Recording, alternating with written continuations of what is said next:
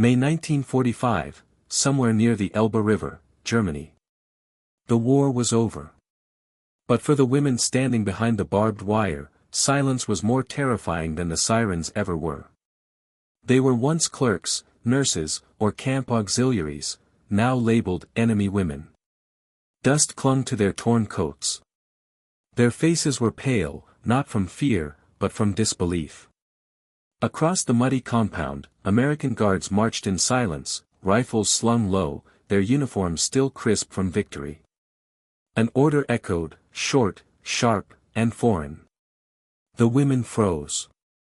Some thought they had heard the same tone before, from men wearing gray instead of green. But this time, something different followed. No shouting. No blows. No humiliation.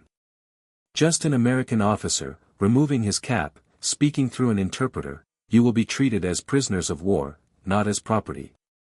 And in that moment, for the first time since surrender, they realized, defeat didn't mean dishonor. It meant the chance to be seen as human again. By the spring of 1945, Germany was collapsing under the weight of its own empire. Cities once filled with music and flags were now silent ruins. Bridges lay broken, railways shattered, and food had become a memory. As the Red Army surged from the east and American forces advanced from the west, the war's final days blurred the lines between soldier and civilian, between guilt and survival. Among the captured were thousands of women who had served the Reich in ways history would later struggle to define. Some worked in communications, decoding field messages. Others typed orders in underground bunkers. And a few, stationed near occupied barracks, were assigned to what German command called Betreuungsdienst, or comfort service. They were not soldiers. But neither were they free. They had served under orders, bound to the war machine that now lay in ashes. When the Allied command began processing prisoners, these women presented a problem that the Geneva Convention had never addressed. Were they civilians? Were they collaborators? Or were they victims themselves? The U.S. Army's field camps were already overflowing with German soldiers, emaciated, exhausted, and frightened. But when trucks carrying female detainees arrived, even the battle-hardened guards hesitated. The sight of women in Wehrmacht gray skirts, some barely in their 20s, stepping down from the vehicles was a reminder that this war had swallowed everyone, not just men in uniform. Rumors spread through the camp quickly. Some soldiers whispered that these were the infamous Fräuleins who had served German officers in occupied France and Poland. Others believed they were concentration camp staff, women who had overseen horrors. The truth, as it often is in war, was more complex and less convenient. Inside the temporary holding compound, orders were given for standard delousing and uniform disposal, a routine meant to prevent disease among prisoners. But when the instructions reached the women, translated through interpreters, their reaction shocked the guards. They refused. The refusal wasn't loud or violent. It was quiet, collective, defiant. And it came from a place deeper than fear. For years, they had been stripped of choice, of dignity, of identity. Now, when the war was finally over, they would not surrender what little of themselves remained. Their refusal was misinterpreted at first as disobedience. Some guards thought it was arrogance, the stubborn pride of the defeated German spirit. But the camp commander, Captain Robert Langford, saw something else in their eyes. Not defiance. Shame. And that single hesitation, that moment of human recognition, would change how these women were treated, and how history would remember them. The camp sat on the outskirts of a small English village near Newbury, once a training ground for the Royal Engineers, now turned into an improvised detention site. Rows of Nissen huts lined the muddy field, surrounded by barbed wire and guarded watchtowers. The war had ended for Europe, but for those behind the wire, it hadn't yet begun to make sense. When the American transport convoy arrived with the women, it caused an immediate stir among both British and U.S. personnel.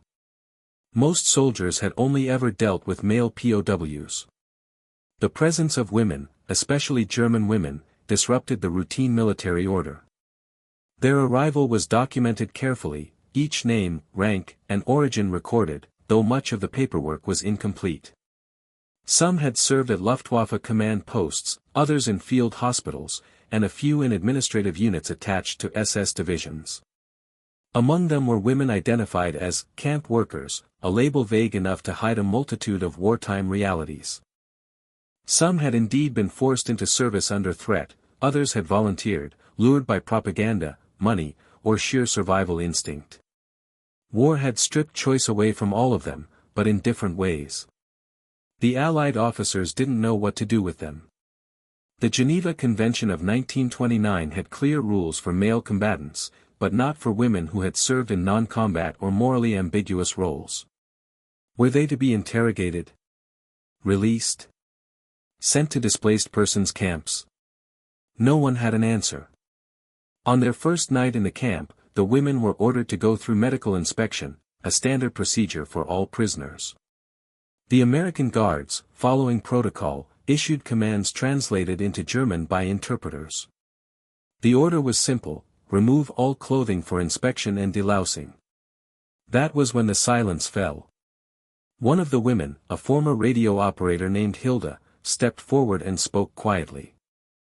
Her words, though calm, carried an unmistakable weight: "We won't take our clothes off." It wasn't rebellion. It was a plea.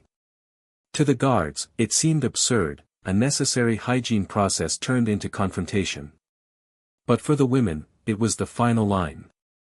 They had been ordered, commanded, and objectified throughout the war. To be forced to strip again, now by their captors, felt like the ultimate humiliation. Tension rippled through the hut. The guards looked to their commanding officer for instruction. Some were impatient, others visibly uncomfortable. They had expected compliance, not protest. But Captain Langford, a 35-year-old officer who had seen combat in Normandy, paused before speaking. He had witnessed how war dehumanized everyone it touched, and he wasn't going to let it happen again on his watch. He ordered the interpreters to stand down and dismissed the guards from the hut. Then, quietly, he issued new instructions: female nurses would conduct the inspections privately, with no men present. The change was small, procedural, but in that moment, it meant everything. Later, in his field journal, Langford would write, "They reminded me that even the defeated deserve dignity. Perhaps especially them."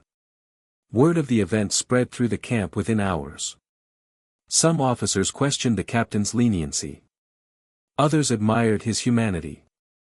To the women, it was the first act of mercy they had experienced in years. In the days that followed, a fragile rhythm returned. Meals were distributed, interrogations conducted, and Red Cross officers began their documentation. The women rarely spoke about their pasts, and when they did, their stories blurred between guilt and survival. Some had served SS officers unknowingly, others admitted to being assigned to officers' quarters. None wanted pity, only to be seen as human again. What had begun as a standoff over an order became a quiet turning point. The women, once labeled comfort workers, had redefined themselves in that single act of refusal. And the American guards, many of them just boys in uniform, began to see the enemy not as monsters, but as people trapped by the same war that had trapped them. The moment didn't make headlines. It didn't change the course of the war. But it changed how one group of people treated another.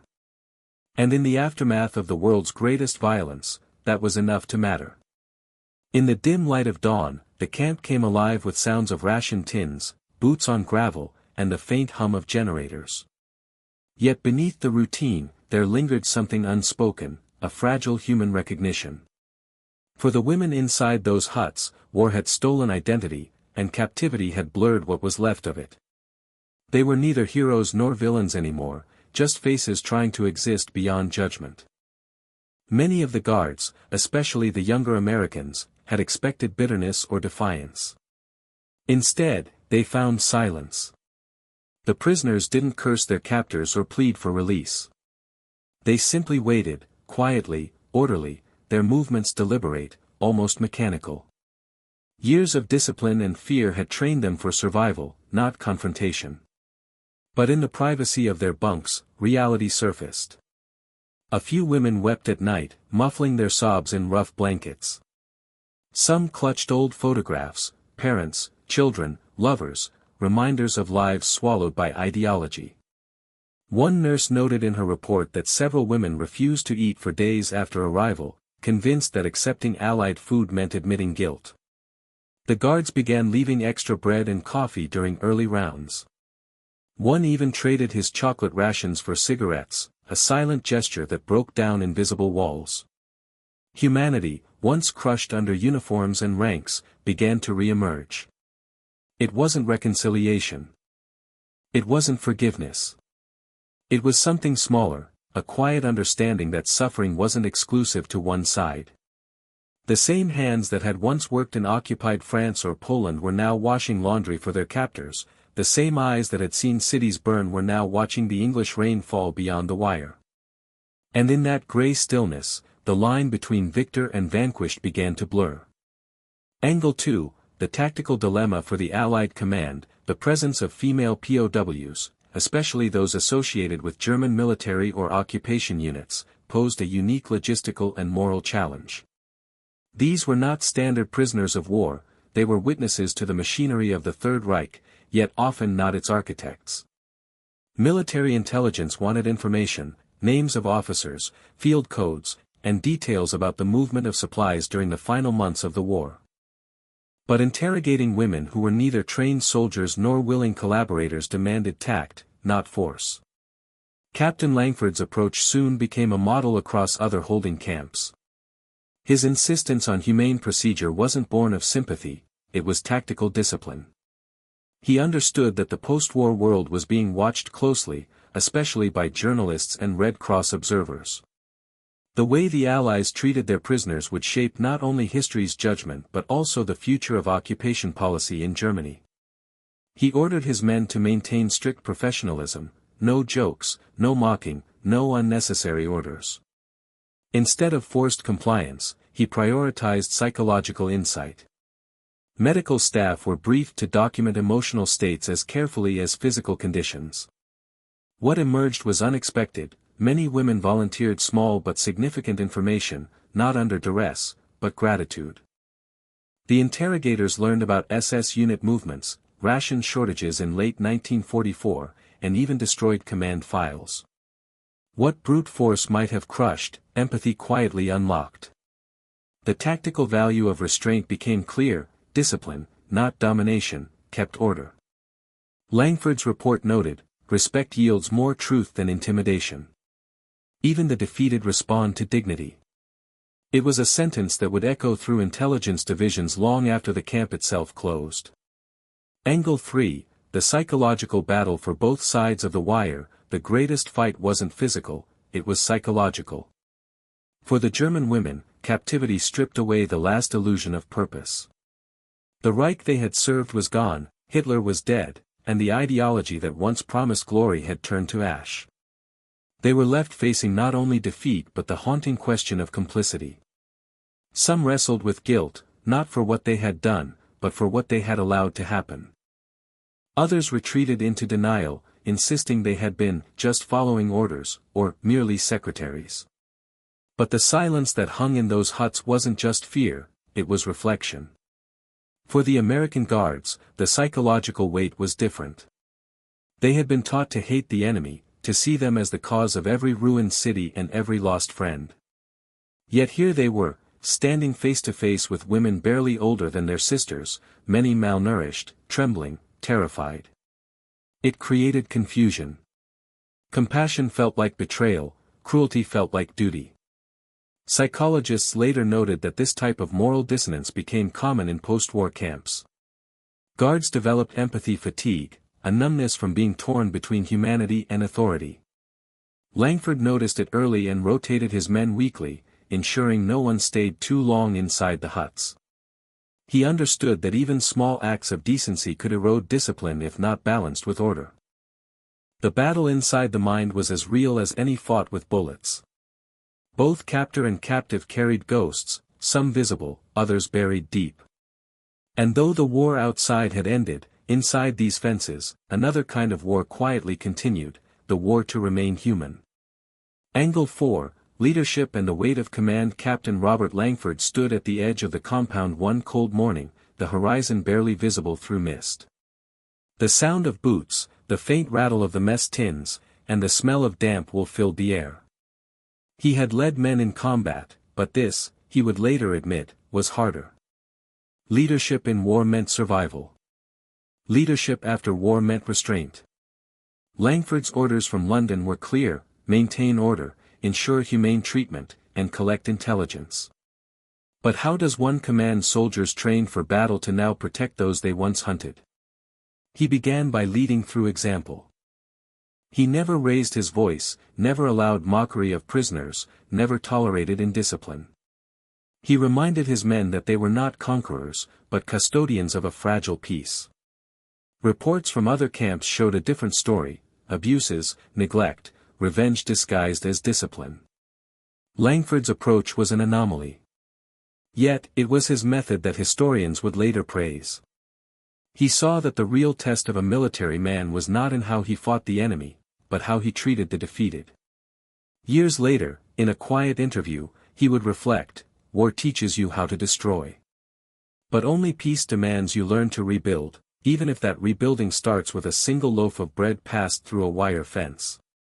His men would remember that line long after they returned home. It was the kind of leadership the post-war world desperately needed: steady, humane, and quietly brave. Angle 5, The Moral Equation. Nothing about that camp was simple. Every decision, from food rations to interrogation tone, carried moral weight. The Geneva Conventions were clear in law, but not always in practice. And with rumors spreading about atrocities discovered in Europe, compassion was a fragile commodity. When the first Red Cross inspection came, the American officers were tense.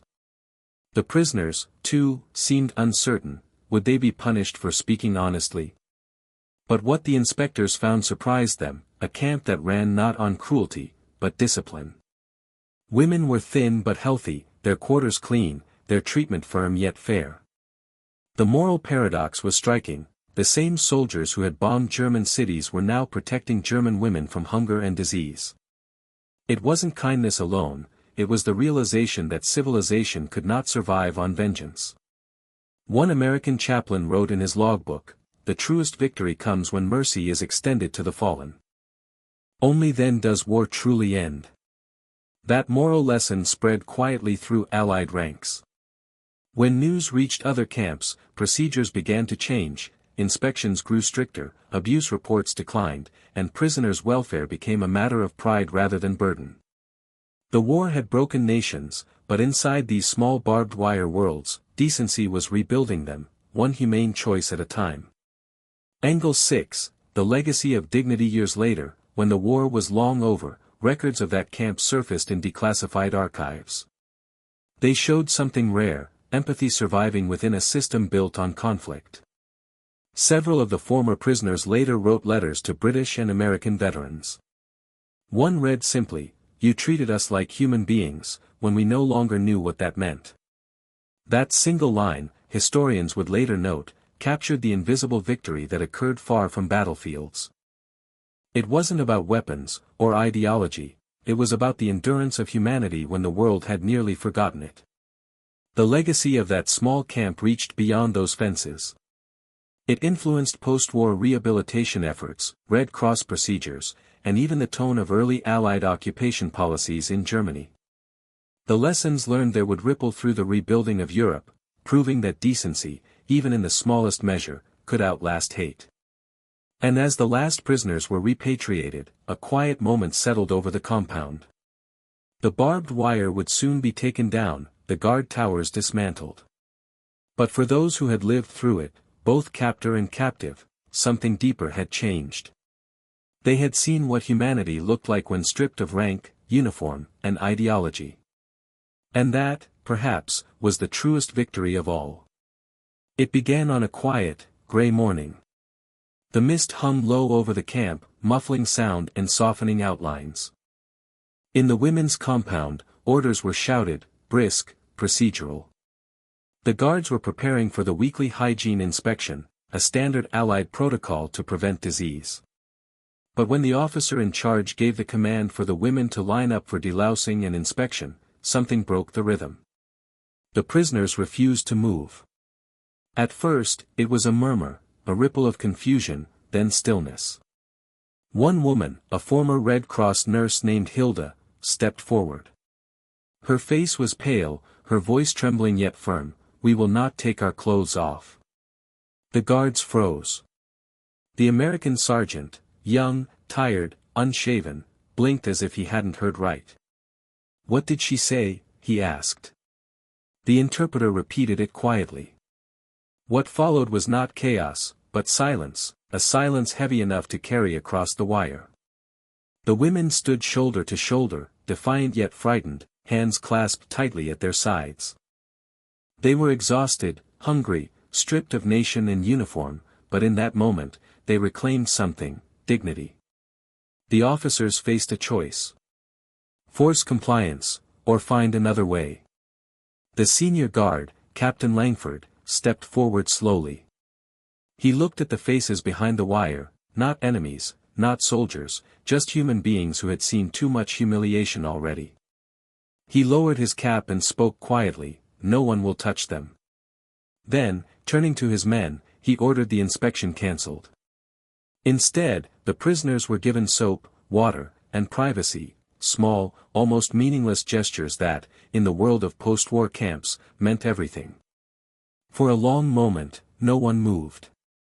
The women stared in disbelief, waiting for the punishment that never came. And then, something remarkable happened. One woman, a mother in her late 30s, began to cry. Another whispered, they kept their word. In that camp, where suspicion and power ruled every interaction, an unspoken line had been crossed. The prisoners had defied their captors, and instead of punishment, they found mercy.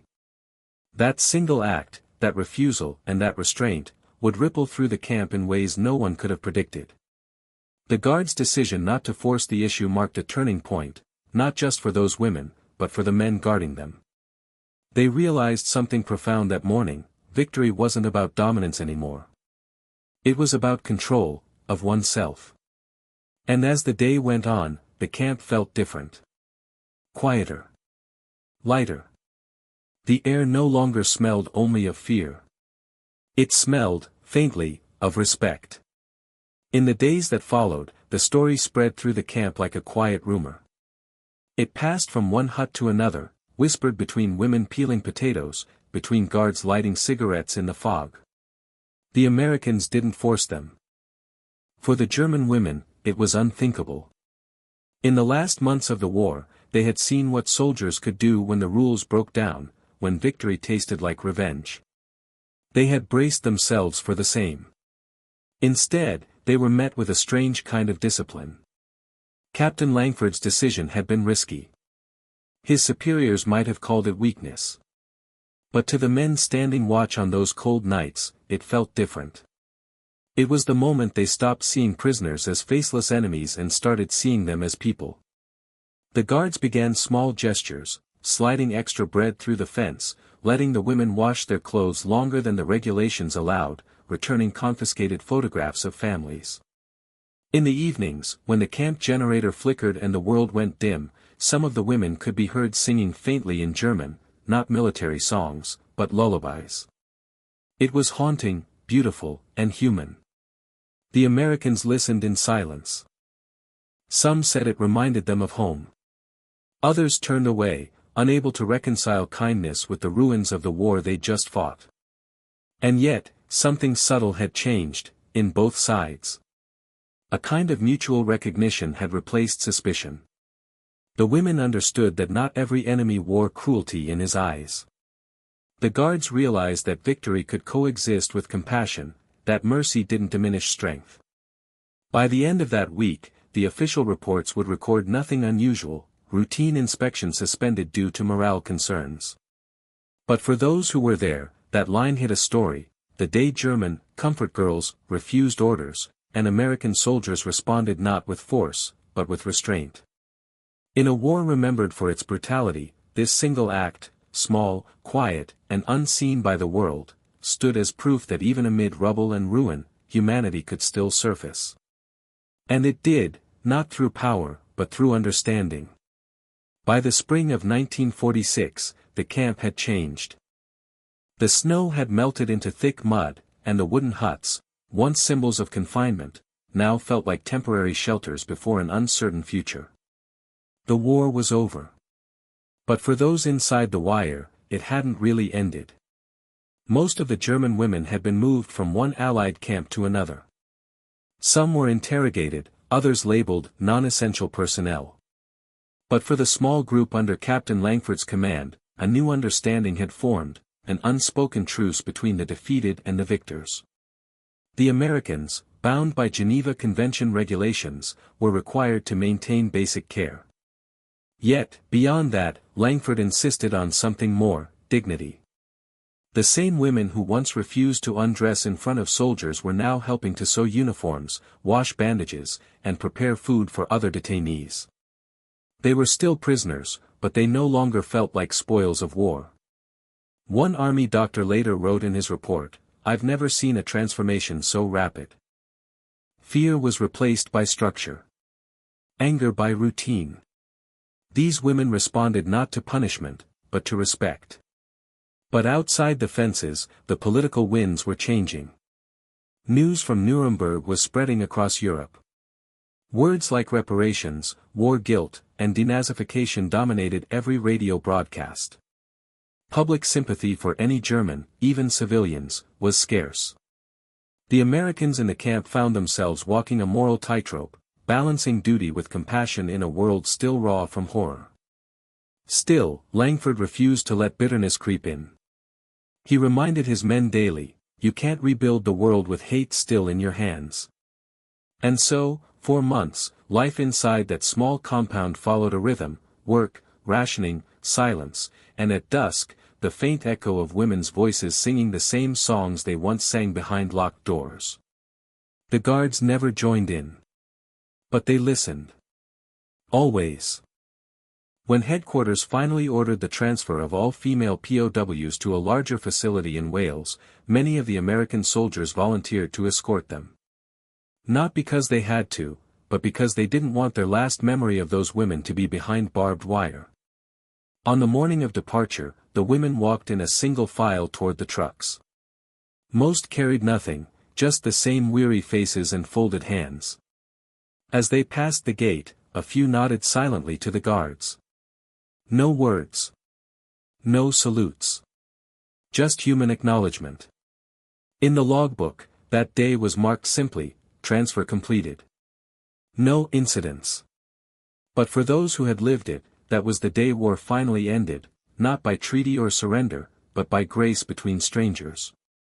The women were taken north, to a converted airfield near Pembroke, Wales, a place built for fighter squadrons, now turned into rows of barracks for civilian POWs. Here, the war's noise truly faded. There were no air raid sirens, no explosions in the distance, only the cries of seagulls and the damp chill of the Welsh coast. For the first time in years, they could sleep without fear of being moved at dawn. Records show that most of them stayed for less than 6 months. By late 1946, with Europe struggling to rebuild, they were quietly released, repatriated, though few had a home left to return to. The British authorities, swamped with millions of displaced persons, lost track of many. Some were folded into post-war labor programs, working in textile mills or farms under supervision. Others disappeared entirely, blending back into the ruins of Germany, nameless among the millions trying to survive. But fragments of their story endured, in letters, in testimonies, and in the memories of men who never forgot them. One American sergeant, years later, wrote in his journal, "They were just girls, really. They'd seen too much. But they never lost their pride." I think that's what shook us most, that after everything, they still stood tall. Historians rarely mention this camp. It wasn't large. It wasn't part of any major operation. But within its fences, something rare happened, a moral pause in a time of revenge. Captain Langford returned home to Kansas in 1947. He never spoke publicly about his time overseeing female prisoners. But his daughter, decades later, would find a small wooden box among his things. Inside were two faded photographs, one of the camp's entrance, another of a group of German women standing in the cold, arms crossed, faces defiant yet calm. On the back of the second photo, in shaky handwriting, he had written, "The day they said no. The day we learned yes." No one knew exactly what he meant. But maybe it was this, that even in a war built on dehumanization, refusing cruelty was its own kind of victory. The women's names are mostly lost now. Their faces survive only in grainy photographs and forgotten military archives. Yet their defiance, and the humanity it inspired, remains an echo of something larger. A reminder that sometimes, the most profound acts in war aren't found in battlefields or treaties, but in the quiet places, where human decency refuses to die. History often remembers battles, strategies, and the fall of cities. It measures victories in territory gained and enemies defeated. But sometimes, history whispers in smaller, quieter moments, in choices made behind barbed wire, in the restraint of a single human being, in the courage of those who said no when they could have said nothing. The women in that camp were not soldiers. They had no weapons, no uniformed power. And yet, in refusing orders that would have humiliated them, they claimed agency over their own dignity. And the American Guards, by honoring that refusal, discovered something unexpected: mercy could coexist with authority, strength could manifest in compassion. That day, in the gray cold of a post-war morning, a moral lesson was written, unrecorded in history books, unseen in monuments, yet undeniable in its impact. It reminded those who witnessed it that war is not only about defeating an enemy but preserving humanity within oneself. For the German women, it was a rare gift, acknowledgement of their personhood amidst chaos. For the soldiers, it was a mirror reflecting their own ethics, challenging them to choose honor over routine, empathy over force. And for the world, it became an invisible thread linking the tragedies of war with the possibility of human decency. The camp would vanish, the fences dismantled, the names forgotten. But the moment lingers, a testimony to courage and restraint that transcends uniforms, nationality, and the strictures of wartime. In a century defined by violence, it serves as a quiet reminder: the smallest acts of moral bravery can echo louder than the roar of any battlefield. And perhaps that is the true legacy of war, not in the destruction wrought, but in the humanity preserved, quietly, in the shadows of conflict.